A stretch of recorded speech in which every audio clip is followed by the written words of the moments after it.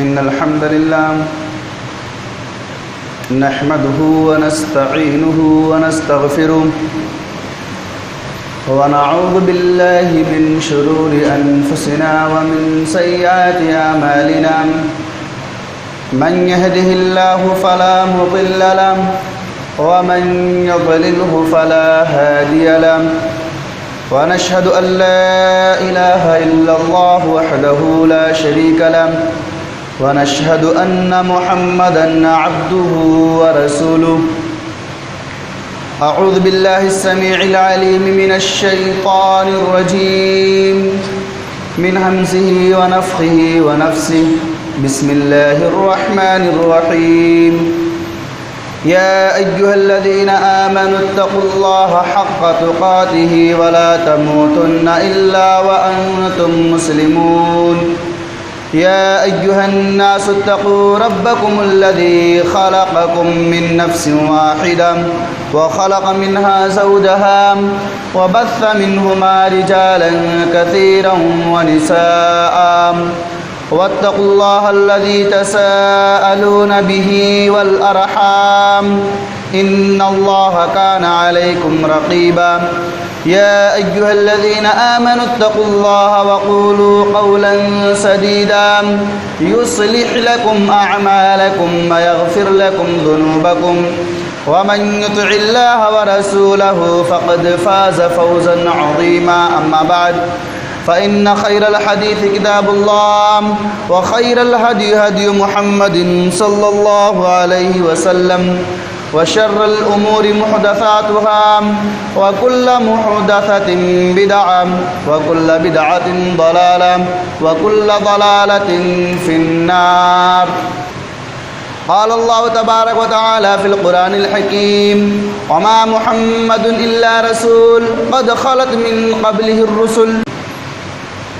حاضرین جمعہ، ہر قسم کی تعریف توصیف کبریائی بڑائی اللہ وحدہ لا شریک کے لیے ہے، جس نے ہم تمام انسانوں کو پیدا کیا اور ہماری رشد و ہدایت کے لیے بے شمار انبیاء کرام کو اس دار فانی میں مبعوث کیا۔ درود و سلام نازل ہو تمام انبیاء و رسل علیہم السلام پر، خصوصاً آخری نبی اکرم جناب محمد رسول اللہ صلی اللہ علیہ وآلہ وسلم پر، وہ ذات مقدسہ مبارکہ مطہرہ کہ رب العزت نے جن کے ذریعہ ہماری رہنمائی اور ہدایت کا بندوبست فرمایا۔ معزز سامعین، آج کا خطبہ جمعہ دعوت اہل حدیث کے موضوع پر انتخاب کیا گیا ہے کہ اہل حدیث کی دعوت کیا ہے۔ اس وقت دنیا میں انتشار، افتراق، تباہی، بربادی، بد امنی اور بے اطمینانی کا سبب کیا ہے؟ پھر اس بات کو سمجھنے کی کوشش کریں کہ اس انتشار و افتراق کو ختم کرنے کا طریقہ کیا ہے، کیونکہ کسی بھی قوم میں انتشار و افتراق تباہی کی علامت، اتحاد و اتفاق یکجہتی ان کی ترقی کی وجہ اور سبب ہوتا ہے۔ ہمارے یہاں چاہے اس علاقے کی بات ہو یا اس ضلع کی یا اس قبیلے کی یا اس ملک کی یا پھر دنیا کے کسی اور ملک کی، بنیادی طور پر اختلاف کی وجہ یہ ہے کہ ہم نے اتحاد و اتفاق کے اس عظیم مرکز کو چھوڑ دیا جس کی وجہ سے امت مسلمہ افتراق و انتشار سے بچ سکتی ہے۔ اللہ رب العالمین نے اپنے کلام مجید میں اسی بات کا تذکرہ کیا ہے کہ لوگوں ان دنوں کو یاد کرو جب تم آپس میں ایک دوسرے کے دشمن تھے، ایک دوسرے کے دست و غریبہ تھے، ایک دوسرے کے گلے کاٹنے کی تیاریاں کیا کرتے تھے۔ اللہ رب العالمین نے ایسے وقت میں تمہارے اندر ایک نبی کو مبعوث کیا اور اس نے تمہیں اتحاد و اتفاق کے ایک راہ پر لا کر کھڑا کر دیا اور جہنم کی آگ سے بچا لیا۔ تمہاری دشمنیاں دوستی میں تبدیل ہو گئیں۔ اللہ رب العالمین نے تمہیں اس دنیا میں بالا و بلند کر دیا۔ اب اس بات کو پیش نظر رکھ کر سوچیں کہ آج ہم اپنے آپ کو مسلمان کہلاتے ہیں، لیکن کیا وجہ ہے کہ دنیا بھر میں کسی ایک مسلمان ملک کی کوئی قدر و قیمت نہیں اور نہ ہی اس کی کوئی حیثیت و اہمیت ہے۔ وجہ کیا ہے؟ وجہ یہ ہے کہ تمام ملکوں میں مسلمان آپس میں بٹے ہوئے ہیں، آپس میں تفرقے کا شکار ہیں، آپس میں گروہوں میں تقسیم ہیں، آپس میں انتشار میں گرفتار ہیں، جس کی وجہ سے امت اس طرح ترقی نہیں کر سکتی جس طرح نبی اکرم جناب محمد رسول اللہ صلی اللہ علیہ وسلم کے زمانے میں امت نے ترقی کی تھی، یا آپ کے بعد خلفائے راشدین رضی اللہ عنہم اجمعین کے زمانے میں امت نے ترقی کی تھی۔ آج جب ہم اس بات کو سمجھتے، مانتے اور تسلیم کرتے ہیں کہ مسلمان زوال پذیر ہیں، مسلمان انحطاط اور پستی کا شکار ہیں، تو اس انحطاط اور پستی کا علاج کیا ہے؟ جب ہم اس بات کو سمجھتے اور تسلیم کرتے ہیں کہ ہم انحطاط اور پستی کا شکار ہیں اور اس کا علاج صرف ایک طریقے سے ہو سکتا ہے، وہ طریقہ کیا ہے؟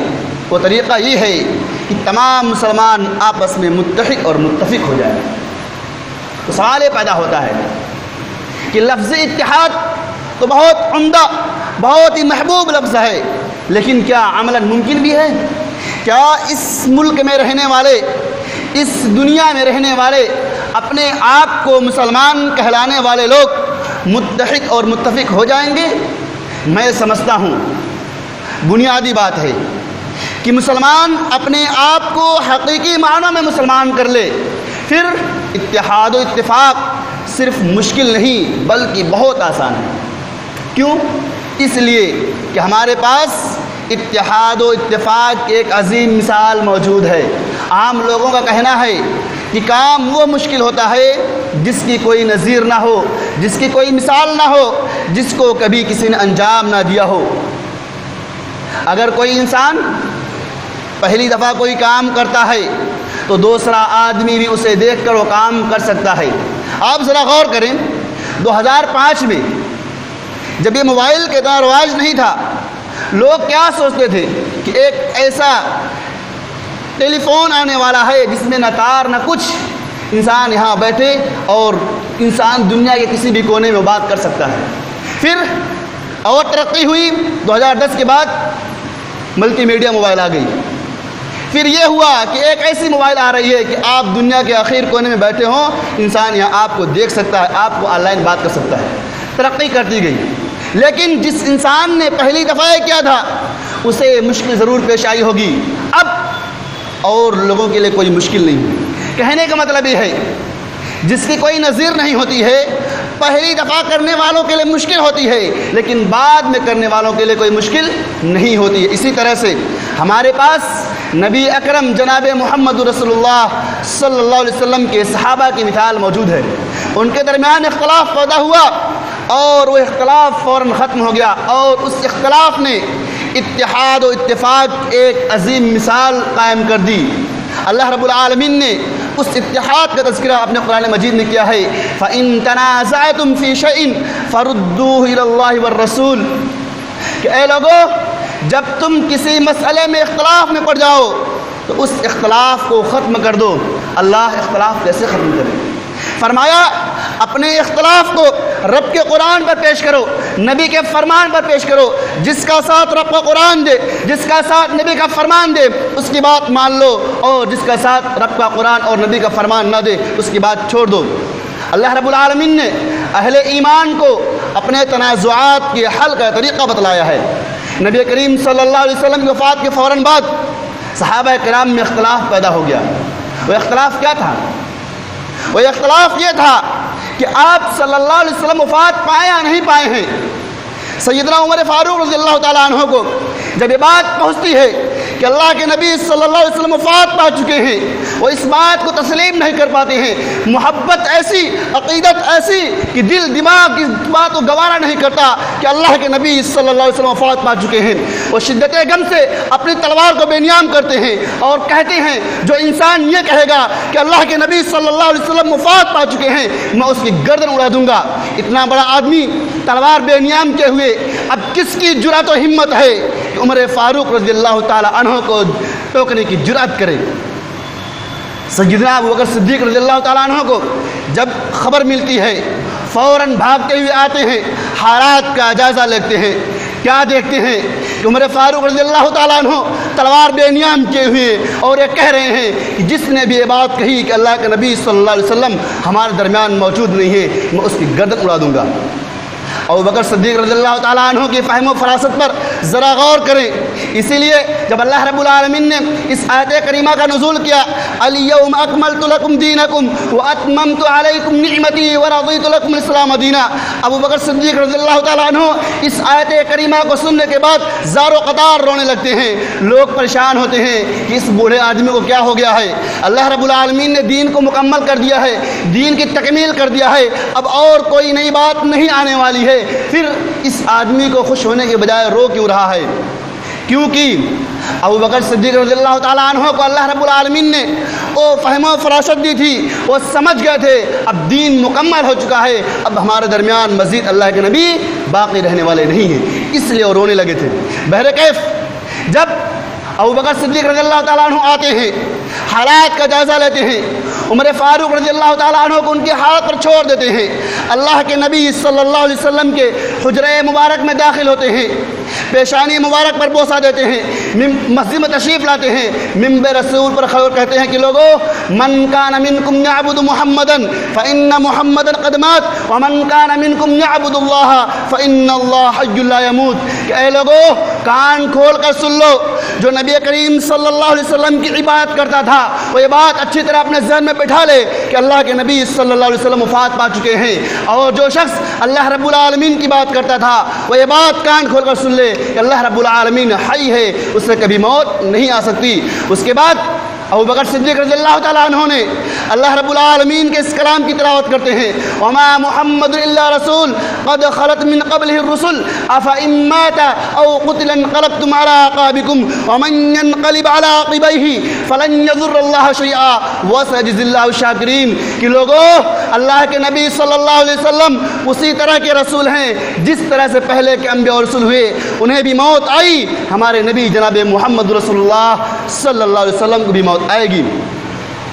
عمر فاروق رضی اللہ تعالیٰ عنہ جب قرآن مجید کی اس آیت کو سنتے ہیں اپنی تلوار کو نیام کے اندر ڈال لیتے ہیں، جہاں پر کھڑے رہتے ہیں وہیں پر بیٹھ جاتے ہیں، آنکھوں سے زار و قطار آنسو بہنا شروع ہو جاتا ہے اور کہتے ہیں صدیق تو نے تو قرآن مجید کی آیت سے مسئلے کو واضح کر دیا، یہ ہے نبی کریم صلی اللہ علیہ وسلم سے الفت کا تقاضا، جبکہ آیت کریمہ بہت پہلے نازل ہوئی تھی۔ عمر فاروق رضی اللہ تعالیٰ عنہ نے اس آیت کی تلاوت نہ جانے کتنی دفعہ کی ہوگی، لیکن جب نبی کریم صلی اللہ علیہ وسلم کی وفات کی خبر سنتے ہیں ذہن اس بات کو تسلیم نہیں کرتا، دل اس بات کو مانتا نہیں کہ نبی کریم صلی اللہ علیہ وسلم وفات پا چکے ہیں، لیکن جب دوبارہ اس آیت کو سنتے ہیں فوراً اپنے ذہن کو، اپنے دماغ کی بات کو چھوڑ دیتے ہیں اور اللہ رب العالمین کے اس فرمان کو تسلیم کر لیتے ہیں۔ لوگوں مسئلے میں اختلاف ہو سکتا ہے اور اختلاف دو طرح سے ہوتا ہے، ایک اختلاف نیک نیتی کی بنیاد پر ہوتا ہے اور دوسرا اختلاف بد نیتی کی بنیاد پر ہوتا ہے۔ اگر اختلاف نیک نیتی کی بنیاد پر ہے تو اس اختلاف کا خاتمہ ممکن ہے، لیکن اگر وہی اختلاف بد نیتی کی بنیاد پر ہے تو اس اختلاف کو ختم نہیں کیا جا سکتا۔ نیک نیتی کی بنیاد پر اختلاف کیا ہوتا ہے؟ نیک نیتی کی بنیاد پر اختلاف یہ ہوتا ہے کہ ایک آدمی کو قرآن و حدیث کا مسئلہ سمجھنے میں غلطی لگ جائے، ایک آدمی کی رائے یہ ہو دوسرے آدمی کی رائے یہ ہو، ایک آدمی سمجھے جو میں کام کر رہا ہوں، جو عمل انجام دے رہا ہوں یہ نیک نیتی کی بنیاد پر ہے، یہ اس لیے کر رہا ہوں کیونکہ اللہ رب العالمین کا فرمان ہے، نبی کا فرمان ہے، لیکن دوسرا آدمی کہے کہ بھائی یہ جو تم کام کر رہے ہو یہ قرآن و حدیث کے خلاف ہے۔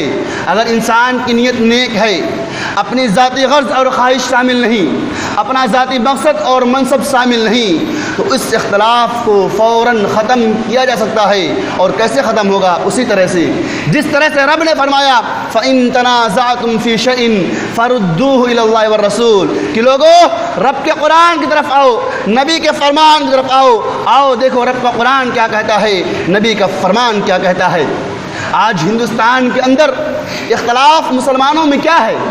اختلاف یہی ہے نا کہ ہاتھ کہاں باندھا جائے، سینے پر یا سینے کے نیچے؟ رفع الیدین کرنی چاہیے یا نہیں کرنی چاہیے؟ اختلاف یہ ہے نا کہ امام کے پیچھے سورہ فاتحہ پڑھنی چاہیے یا نہیں پڑھنی چاہیے؟ اختلاف یہ ہے نا کہ اللہ کے نبی صلی اللہ علیہ وسلم کو غیب کا علم ہے یا نہیں ہے؟ اختلاف یہ ہے نا کہ امام کے پیچھے آمین بلند آواز سے کہنی چاہیے یا نہیں کہنی چاہیے؟ اختلاف یہ ہے نا کہ آپ صلی اللہ علیہ وسلم وفات پائے ہیں یا نہیں پائے ہیں؟ اختلاف یہ ہے نا کہ آپ صلی اللہ علیہ وسلم حاضر و ناظر ہیں یا نہیں ہیں؟ اختلاف یہ ہے نا کہ صحابہ کرام بزرگان دین اس دنیا سے وفات پانے کے بعد کسی چیز کا اختیار رکھتے ہیں یا نہیں رکھتے ہیں؟ اختلاف یہی ہے نا۔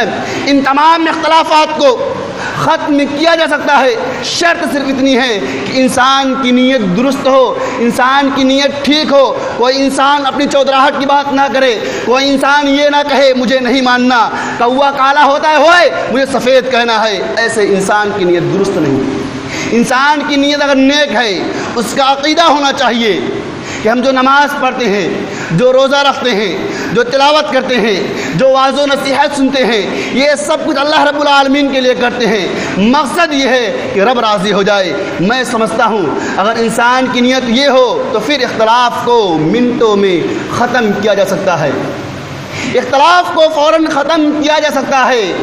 انسان کو سوچنا چاہیے کہ میں جو عبادت کرتا ہوں اللہ رب العالمین کے لیے کرتا ہوں، پھر سوچے گا جب اللہ رب العالمین کے لیے کرتا ہوں تو اس طرح کرنی چاہیے جس طرح سے اللہ رب العالمین کو پسند ہے۔ روزہ رب کے لیے رکھتا ہوں، پھر سوچے گا روزہ اس طریقے پر رکھنا ہے جس طرح سے اللہ رب العالمین نے رکھنے کا حکم دیا ہے۔ ہندوستان کے اندر اختلاف تھا، لوگوں میں گروہ بندیاں اور جماعت بندیاں تھیں۔ لوگ کہتے تھے ہم اس گروہ کے ہیں، دوسرے کی بات نہیں مانیں گے۔ ایک کہتا تھا ہماری جماعت یہ ہے، ہم جہنم میں چلے جاتے ہیں چلے جائیں لیکن دوسرے کی بات نہیں مانیں گے۔ جس طرح سے جاہلوں، گواروں اور اجڑ لوگوں کا ماحول ہوتا ہے وہی ماحول اس ہندوستان کے اندر بھی تھا، لیکن اللہ رب العالمین کے فضل و کرم سے اس ہندوستان کے اندر کتاب و سنت کی روشنی آئی، توحید و سنت کے فدائی آئے اور اہل حدیث نے لوگوں کو ایک نئی آواز سے آشنا کیا۔ وہ آواز کیا تھی کہ لوگوں کوئی گروہ نہیں، کوئی جماعت نہیں، کوئی دھڑا نہیں، اگر کوئی گروہ ہے تو نبی اکرم جناب محمد رسول اللہ صلی اللہ علیہ وسلم کا گروہ ہے، اگر کوئی جماعت ہے تو مدینے والے کی جماعت ہے، اگر کوئی دھڑا ہے تو صرف محمد مصطفیٰ عربی صلی اللہ علیہ وسلم کا دھڑا ہے۔ لوگوں اپنی دکانداریوں اور چودراہٹوں کو چھوڑو، اگر چاہتے ہو کہ نماز قبول ہو جائے تو اس طرح نماز پڑھو جس طرح سے نبی کریم صلی اللہ علیہ وسلم نے پڑھی ہے۔ خود نبی کریم صلی اللہ علیہ وسلم نے فرمایا، بخاری کی روایت ہے، صلو کما رأیتمونی اصلی، کہ لوگوں نماز اس طرح سے پڑھو جس طرح سے مجھے نماز پڑھتے ہوئے دیکھتے ہو۔ اللہ کے نبی صلی اللہ علیہ وسلم یہاں پر اکتفا نہیں کرتے ہیں، آگے فرماتے ہیں کہ میں نے نماز اس طرح سے پڑھی ہے جس طرح سے جبریل امین علیہ السلام نے مجھے نماز سکھلائی ہے، اور پھر مزید فرماتے ہیں کہ جبریل امین علیہ السلام نے مجھے اس طرح نماز سکھلائی ہے جس طرح سے عرش والے نے جبریل امین علیہ السلام کو نماز پڑھنے کا طریقہ بتلایا ہے۔ ہم ساری کائنات کے لوگوں سے کہتے ہیں کہ اہل حدیث کی دعوت اتحاد و اتفاق کی دعوت ہے، ایک جہتی کی دعوت ہے۔ اہل حدیث کی دعوت یہ ہے کہ لوگوں اپنے گروہ اور جماعت بندیوں کو چھوڑ دو، رب کے قرآن کی طرف آؤ، نبی کے فرمان کی طرف آؤ دیکھتے ہیں کہ نبی کریم صلی اللہ علیہ وسلم نے نماز کس طرح سے پڑھی ہے۔ صحیح ابن خزیمہ کی حدیث نمبر 479 ہے، وائل بن حجر رضی اللہ تعالیٰ عنہ بیان کرتے ہیں کہ اللہ کے نبی صلی اللہ علیہ وسلم جب نماز پڑھتے تھے تو اپنے دائیں ہاتھ کے جوڑ کو بائیں ہاتھ کے جوڑ پر رکھتے اور سینے پر باندھتے تھے۔ یا تم بتلاؤ کہ یہ حدیث غلط ہے، یہ حدیث ضعیف ہے۔ اب سوال یہ پیدا ہوتا ہے کہ آپ اس لیے سینے پر ہاتھ نہیں باندھتے ہیں کیونکہ اہل حدیث حضرات باندھتے ہیں، ہم اپنی بڑائی نہیں چاہتے۔ تم ہاتھ اس لیے سینے پر مت رکھو کہ اہل حدیث رکھتے ہیں، بلکہ اس لیے رکھو کہ نبی کریم صلی اللہ علیہ وسلم اپنے ہاتھ کو سینے پر باندھا کرتے تھے۔ آمین اس لیے نہ کہو کہ اہل حدیث کہتے ہیں، بلکہ آمین بلند آواز سے اس لیے کہو کیونکہ امام کائنات صلی اللہ علیہ وسلم نے فرمایا ہے، جو شخص آمین بلند آواز سے کہتا ہے، جب امام والضالین کہتا ہے اور مقتدی بلند آواز کے ساتھ آمین کہتے ہیں، جس کی آمین فرشتوں کے آمین سے مل گئی، اللہ رب العالمین نے اس کی پوری زندگی کے گناہوں کو معاف کر دیا۔ یا بتلاؤ کہ اللہ کے نبی صلی اللہ علیہ وسلم نے اس بات کو نہیں بیان کیا ہے۔ صحابہ کرام جب مسجد نبوی میں نماز پڑھا کرتے تھے اور پھر جب آمین کہتے تھے تو پوری مسجد نبوی گونج جایا کرتی تھی، پوری مسجد نبوی گونج جایا کرتی تھی۔ اور رفع الیدین کا مسئلہ وہ منفرد مسئلہ ہے جسے ان 10 صحابہ کرام نے روایت کیا ہے، جس کا نام لے کر اللہ کے نبی صلی اللہ علیہ وسلم نے جنتی ہونے کی سرٹیفکیٹ اس دنیا میں دے دی تھی۔ وہ کون ہے؟ سیدنا ابو بکر صدیق رضی اللہ تعالیٰ عنہ، عمر فاروق رضی اللہ تعالیٰ عنہ، عثمان غنی رضی اللہ تعالیٰ عنہ، علی مرتضی رضی اللہ تعالیٰ عنہ، ابو عبیدہ بن جراح رضی اللہ تعالیٰ عنہ، سعد بن ابی وقاص رضی اللہ تعالیٰ عنہ، طلحہ رضی اللہ تعالیٰ عنہ، حضرت زبیر رضی اللہ تعالیٰ عنہ، حضرت عبد الرحمن بن عوف رضی اللہ تعالیٰ عنہ اور حضرت سعید بن زید رضی اللہ تعالیٰ عنہ۔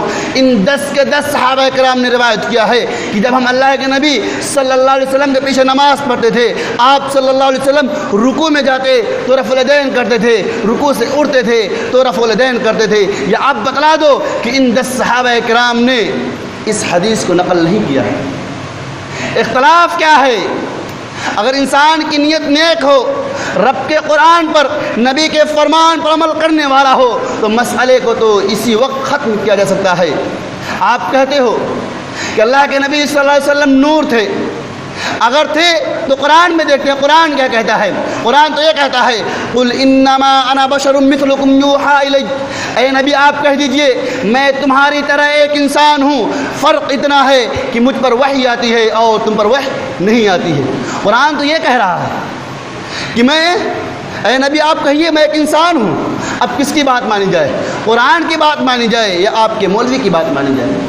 اور یہ بھی دیکھ لو کہ نبی کریم صلی اللہ علیہ وسلم عبداللہ کے گھر میں پیدا ہوتے ہیں، آمینہ کے گود میں جنم لیتے ہیں، عبد المطلب آپ کے دادا بنتے ہیں، ابو طالب آپ کے چچا کہلاتے ہیں، حسن و حسین کے آپ نانا کہلاتے ہیں، حضرت علی اور عثمان غنی آپ کے داماد ٹھہرتے ہیں، ابو بکر اور عمر رضی اللہ تعالیٰ عنہما کے آپ داماد ٹھہرتے ہیں۔ یہ سارے رشتے ناطے کس کے ہوتے ہیں؟ کیا یہ سارے رشتے ناطے نور کے ہوتے ہیں کہ بشر کے ہوتے ہیں؟ کیا آپ نے کبھی سنا کہ جبریل امین علیہ السلام کا کوئی بیٹا ہے، اسرافیل کی بھی کوئی بیوی ہے، میکائیل کا بھی کوئی نانا ہے؟ کیا آپ نے کبھی سنا؟ یہ سارے رشتے ناطے صرف انسان کے ہوتے ہیں، نور کے نہیں ہوتے ہیں۔ آپ کہتے ہو اللہ کے نبی صلی اللہ علیہ وسلم کو غیب کا علم تھا، اگر تھا تو ہمیں ماننے سے انکار کیا ہے؟ لیکن قرآن سے بھی پوچھیں قرآن کیا کہتا ہے؟ قرآن تو یہ کہتا ہے قل لا اقول لکم عندی خزائن اللہ، اے نبی آپ کہہ دیجئے کہ میرے پاس غیب کا علم نہیں ہے، غیب کے خزانے کی جو چابی ہے وہ اللہ رب العالمین کے پاس ہے۔ وعنده مفاتیح الغیب لا يعلمها الا هو، غیب کی جو چابیاں ہیں وہ اللہ رب العالمین کے پاس ہے، اللہ رب العالمین کے علاوہ غیب کا علم کسی کے پاس نہیں۔ اور پھر دیکھو منافقین نبی کریم صلی اللہ علیہ وسلم کے پاس حاضر ہوتے ہیں، کہتے ہیں اے نبی صلی اللہ علیہ وسلم ہم اور ہماری بستی کے لوگ اسلام قبول کرنا چاہتے ہیں، آپ ہمارے ساتھ علماء دین کو بھیج دیجیے۔ اللہ کے نبی صلی اللہ علیہ وسلم 70 حفاظ کرام کو ان کے پاس بھیجتے ہیں، ان منافقین نے راستے میں لے جا کر ان 70 حفاظ کرام کو شہید کر دیتے ہیں۔ اللہ کے نبی صلی اللہ علیہ وسلم کو خبر ملتی ہے، آپ کو بہت غم پہنچتا ہے، آپ بہت دکھی ہوتے ہیں، مسلسل 1 مہینہ ان منافقین کے حق میں بد دعائیں کرتے رہتے ہیں۔ اگر اللہ کے نبی صلی اللہ علیہ وسلم کے پاس غیب کا علم تھا تو 70 حفاظ کرام کو بھیجنے کی ضرورت کیا تھی؟ اللہ کے نبی کو جب معلوم تھا کہ ہاں یہ لوگ انہیں قتل کر دیں گے، شہید کر دیں گے، تو اللہ کے نبی کیوں بھیجتے؟ اسی طرح سے اما عائشہ رضی اللہ تعالیٰ عنہا پر تہمت لگی، لوگ الٹی پلٹی باتیں کر رہے ہیں، منافقین بکواس کر رہے ہیں، اللہ کے نبی صلی اللہ علیہ وسلم پریشان ہیں، وحی نہیں نازل ہو رہی ہے۔ اللہ کے نبی صلی اللہ علیہ وسلم اپنی بیوی اما عائشہ رضی اللہ تعالیٰ عنہ سے پوچھتے ہیں بتا معاملہ کیا ہے؟ اما عائشہ کہتی ہیں اگر میں یہ بات کہوں کہ ہاں مجھ سے فعل سرزد ہوا ہے تو اسے تسلیم کرنے میں آپ کو کوئی دشواری نہیں ہوگی اور نہ ہی کسی اور کو، لیکن اگر میں کہتی ہوں کہ ایسا میں نے کچھ نہیں کیا ہے پھر اس بات کو اپنے ذہن میں بٹھانا لوگوں کے لیے بہت مشکل ہوگا، میں اس بارے میں کچھ نہیں کہتی۔ اما عائشہ رضی اللہ تعالیٰ عنہ اپنے میکے چلی جاتی ہیں، اللہ کے نبی صلی اللہ علیہ وسلم پریشان ہیں، اندر باہر گھر میں آیا جایا کر رہے ہیں، ایک دم پریشانی کے حال میں ہیں، پورا مہینہ گزر گیا لیکن وحی نازل نہیں ہوئی۔ پھر جب وحی نازل ہوتی ہے کہ اللہ کے نبی صلی اللہ علیہ وسلم اللہ رب العالمین قرآن مجید کی پوری آیتیں نازل کر دیتا ہے کہ اماں عائشہ پاک ہیں۔ میں یہاں پر اس واقعے کو بیان کرنے سے صرف یہ ثابت کرنا چاہتا ہوں، اگر اللہ کے نبی کو غیب کا علم تھا تو پھر کیوں اتنا پریشان ہوئے؟ آپ کو اپنی بیوی کے بارے میں اتنا تو ضرور معلوم ہونا چاہیے تھا کہ ہاں اللہ رب العالمین کہ ہاں میری بیوی پاک ہے، لیکن غیب کا علم نہیں تھا۔ جب تک اللہ رب العالمین نے آپ کو آپ کی بیوی کی طہارت کی خبر نہیں دی، تب تک اللہ کے نبی صلی اللہ علیہ وسلم کو کوئی علم نہیں تھا۔ اب آپ بتاؤ، آپ کہتے ہو غیب کا علم تھا، ہم کس کی بات مانیں اور کس کی بات چھوڑیں؟ ہمارا مذہب، ہمارا مسلک صرف وہ ہے جو قرآن کہے، جو نبی کا فرمان کہے۔ دنیا کیا کہتی ہے ہمیں اس سے کوئی غرض نہیں۔ اللہ رب العالمین کیا کہتا ہے، نبی کا فرمان کیا کہتا ہے، ہم تو نبی والے ہیں، رب کے قرآن والے ہیں، ہم وہی بات مانیں گے جو رب کا قرآن کہتا ہے، نبی کا فرمان کہتا ہے۔ آپ کہتے ہو کہ امام کے پیچھے سورہ فاتحہ نہیں پڑھنی چاہیے، ہم کہتے ہیں نبی کریم صلی اللہ علیہ وسلم کا فرمان تو دیکھو، اللہ کے نبی فرماتے ہیں لا صلاۃ لمن لم یقرأ الا بفاتحۃ الکتاب، اس شخص کی کوئی نماز نہیں ہوگی جس نے سورہ فاتحہ نہیں پڑھا۔ کہنا مقصود یہ ہے کہ اہل حدیث وہ عمل انجام دیتے ہیں جو قرآن و حدیث کے موافق ہو، اور جو انسان بھلے وہ اہل حدیث ہی کیوں نہ ہو، اگر وہ قرآن و حدیث کے خلاف کام کرتا ہے پھر اس کا کوئی داخلہ نہیں، وہ اہل حدیث نہیں۔ اہل حدیث تو وہ ہوتا ہے جو رب کے قرآن پر، نبی کے فرمان پر عمل کرتا ہے۔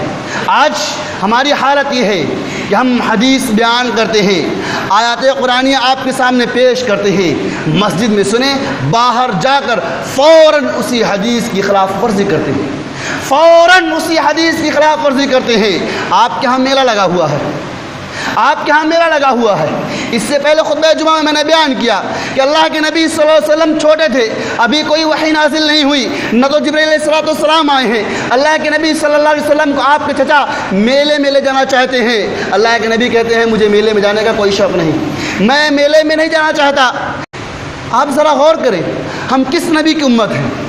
اللہ کے نبی نے فرمایا کہ زبان کی درازی، عقلوں کی گمراہی اور دل کی بے راہ روی میلوں اور جشنوں سے جنم لیتی ہے۔ ہمارا مسلمان آیات قرآنیہ سنتا ہے، احادیث نبویہ سنتا ہے، اس کے بعد فوراً اسی کی خلاف ورزی کرتا ہے اور جا کر میلوں کی زینت بنتا ہے۔ مرد تو مرد، عورتیں بھی اس میں شامل ہو رہی ہیں۔ کتنی ہی بڑی افسوس کی بات ہے کہ ہم یہاں پر چلا چلا کر رب کا قرآن، نبی کا فرمان پیش کرتے ہیں، آپ کی آخرت سنوارنے کے لیے آیات کریمہ پیش کرتے ہیں، احادیث نبویہ تلاش کر کے لاتے ہیں تاکہ آپ کی آخرت بنے، آپ کی زندگی سنور جائے۔ آپ ہو کہ رب کا قرآن اور نبی کے فرمان کو ایک طرف رکھتے ہو اور اپنی ذاتی خواہش، اپنی ذاتی غرض، اپنی جسمانی خواہش، اپنی دنیاوی خواہش کو پورا کرنے کے لیے سب کچھ بھول جاتے ہو۔ اللہ کا خوف کرو، اللہ سے ڈرو۔ اللہ رب العالمین کا خوف جب تک ہمارے دلوں میں نہیں آئے گا ہم کوئی بھی عمل انجام نہیں دے سکتے۔ اللہ رب العالمین سے دعائیں کرتے رہو اپنے اندر ڈر پیدا کرنے کی۔ اللہ کے نبی صلی اللہ علیہ وسلم خود دعا کیا کرتے تھے، رب اجعلنی لک شکارا لک ذکارا لک رہابا، اے میرے رب تو مجھے اپنا انتہائی شکر گزار، بہت زیادہ ذکر کرنے والا اور نہایت ڈرنے والا بندہ بنا۔ جب تک آپ کے دل میں اللہ رب العالمین کا خوف پیدا نہیں ہوتا تب تک آپ کامیابی کی سیڑھیوں پر نہیں چڑھ سکتے۔ اپنے دل میں رب کا خوف پیدا کرو۔ ایک زمانہ تھا جب کوئی صحابی کی کوئی غلط کام کرتا اور دوسرا کہتا اتق اللہ، اللہ سے ڈرو، یہ لفظ سنتے ہی انسان کانپ اٹھتا تھا، انسان کے دل میں وحشت پیدا ہو جاتی صرف اتنا کہنا کہ اللہ سے ڈرو۔ آج ہم ہیں ہر جمعہ ہر دن درس و تدریس میں کہتے رہتے ہیں اللہ سے ڈرو، اللہ کا خوف پیدا کرو، لیکن ہمارا مسلمان ہے کہ ہمارے دل پر قدغن لگ چکا ہے، ہمارے دل کالے اور سیاہ ہو چکے ہیں کہ ہمیں ذرہ برابر فرق نہیں پڑتا۔